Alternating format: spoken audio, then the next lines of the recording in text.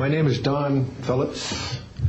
I was in the United States Air Force and had worked with certain intelligence agencies of the United States government.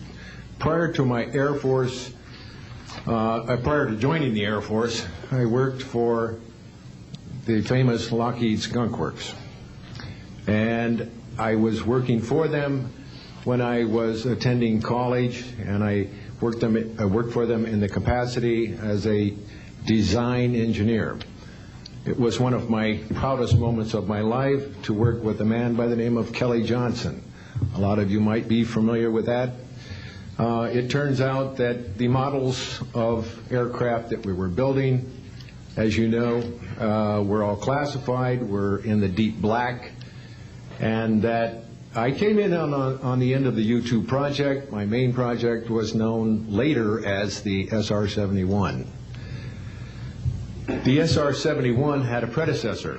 It had a special model built for the CIA, and that those models were one passenger, one pilot special aircraft in order to get from one place to another very, very quickly. Now these SR-71s, as we know them, the Blackbird, are the type of aircraft that are still classified in a sense as far as the altitude that it flies at and also the speed records that it holds. I'm very proud to say that this aircraft played a big part in helping to end the Cold War. The aircraft, the predecessor aircraft, there's strong evidence to suggest that perhaps these aircraft had a different role once in the air.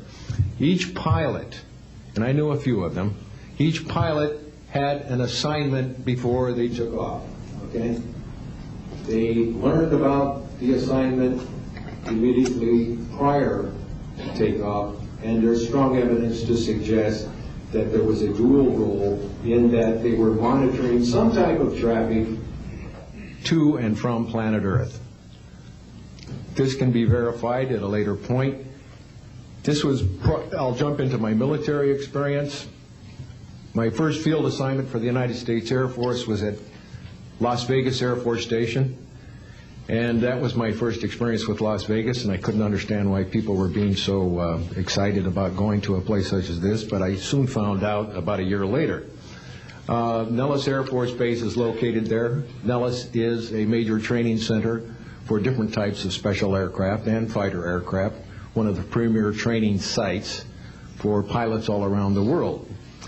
However, when I learned that my assignment was at a radar site 50 miles out of town, up near Mount Charleston, I had no idea where I'd be, so finally in the daylight I was able to find the location and reported in 1965 for duty. In 1966, early in the morning, about 1 to 2 a.m., I was staying there on base, and our barracks were at about 8,000 feet. I heard a lot of commotion. You know, at that altitude, sound carries tremendously. And I thought, well, it's early in the morning, it's summertime, and it's very warm, and maybe I should get up and take a look. I didn't really want to, but I got up and took a look, walked up to the main road up near my office, which was the commander's office. I was on the commander's staff, Lieutenant Colonel Charles Evans. And I was saying, who's making all this noise? Who's making all this noise at this time of the morning?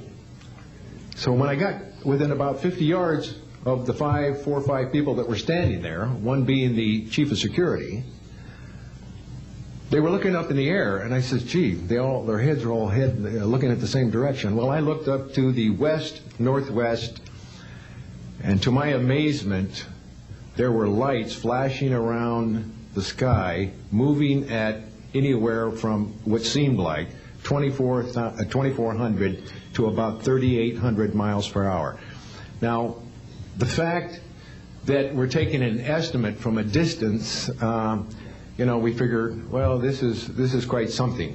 However, we continued to watch these darting lights go across the sky and stop absolutely stop, come to a dead stop, and reverse in an acute angle their direction, and then proceed on in sort of, they were traveling so fast that you could almost see a pattern left by, if you are computer people, when you move a mouse real quick across the screen, you see a little bit of a tail.